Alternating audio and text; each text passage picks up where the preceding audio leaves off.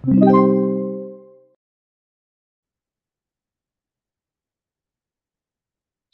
rigid gate of a flood control structure in a river is 6 meters wide by 4 meters high and weighs 10 kilonewtons. Um,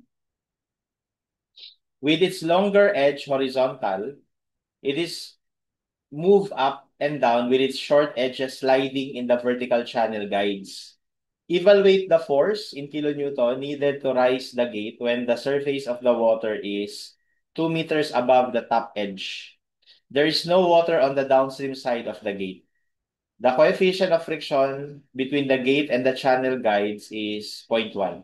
Neglect buoyant effect of water on the gate and the weight of the cables connected to the gate. Parang ganito kasi yan eh.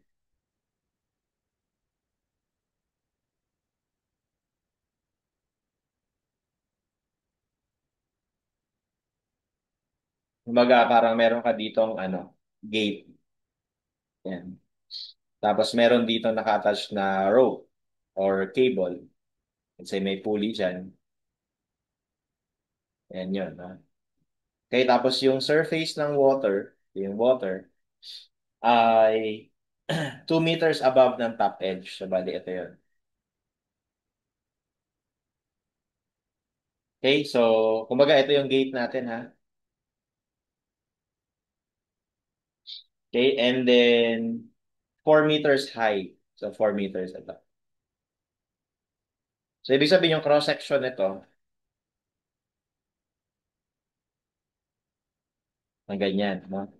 6 meter by 4 meter.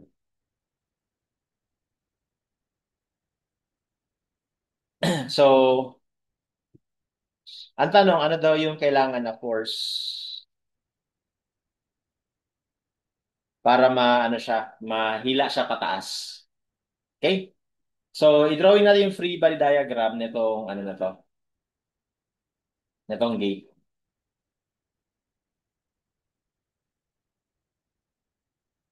Okay, so bali ito yung gate. So, ano yung mga forces na nag-act sa kanya? Unang-una na kagad, hydrostatic force. Di ba? Dahil may tubig dito eh. Okay? Ano pa? So, yung magiging tension dito, sihilain mo pataas yan eh. So, assuming that the pulley is frictionless, so, kung ano yung force dito, yun din yung force sa cable, no?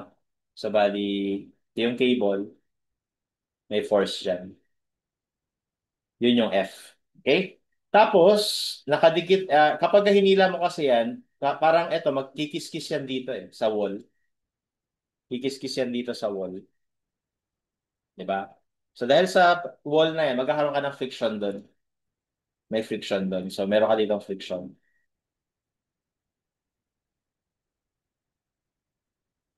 Okay? At yung friction, ano lang naman yan eh, mu times N.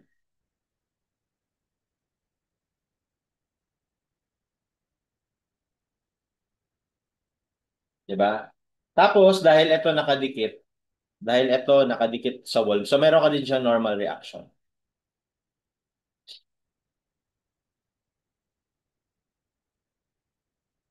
Ayan. Okay? So, ano ba yung hydrostatic force? Di ba ang hydrostatic force, we can calculate that as gamma of the fluid, H bar times A. So, ano yung gamma? So, dahil ito ay tubig lang naman, river eh. So, assuming na water lang yan. So, 9.81. Yung H bar, ano nga ito yung H bar? That is the distance of the centroid of the cross-section from the water level. Yan yung H bar. Which is found where? So, di ba, mula dito hanggang dito, half ng 4. So, 2 plus another 2. So, 4 meters. So, H bar A. So, yung A, syempre, area ng cross-section. So, 4 times 6. So, that is our hydrostatic force.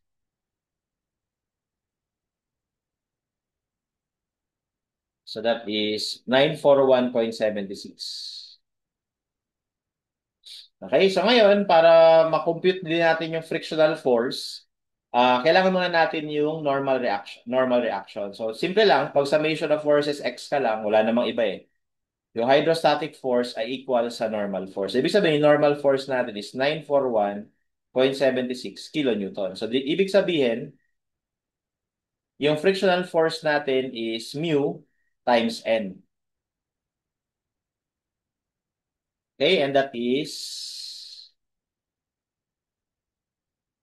94.176 kilonewtons.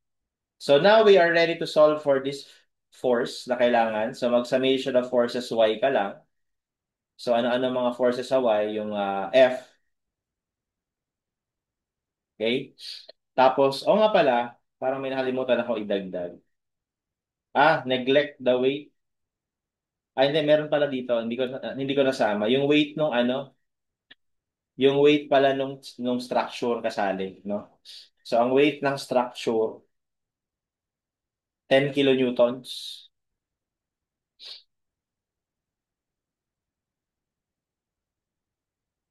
So lagay natin. Weight ay 10 kilonewtons. Ayan. So summation ng forces, meron tayong F na upwards.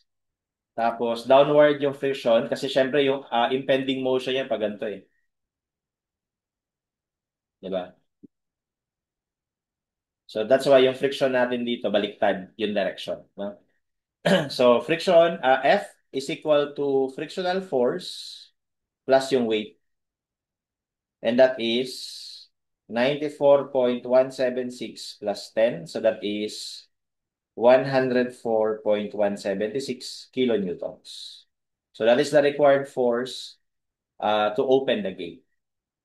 And that is letter A.